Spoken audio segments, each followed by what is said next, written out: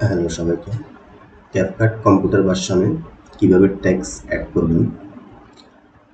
So আমার এখানে একটা প্রজেক্ট আছে, এখানে আমি ট্যাক্স অ্যাড করব। সেজন্য আমি এখানে কর্নার ট্যাক্সে ক্লিক করব, এখানে প্লাস সাইনে ক্লিক করব। ঠিক আছে, প্লাস সাইনে ক্লিক করলে আমরা একটা ট্যাক্স করার জন্য বক্স পেয়ে গেছি। এখানে আমরা এই যে ডান দিকে এখানে আমরা ট্যাক্সটা অ্যাড করব। Okay, paste, copy and paste.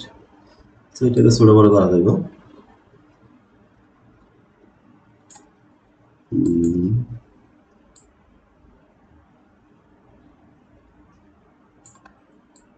ছোটো বড়ো করা যাবে, আপনার পজিশন মতো বসাতে পারবেন। দেন এখানে নিচের থেকে ট্যাক্স স্টাইল করতে পারবেন, কোনো যদি স্টাইল বসাইতে চান।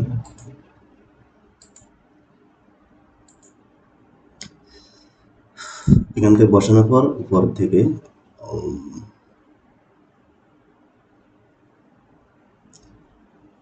ট্যাক্স ইফেক্ট ব্যবহার করতে পারবেন। ঠিক আছে, ট্যাক্স ইফেক্ট এলো, যেমন এটা আমরা দেখি, ট্রাই করি।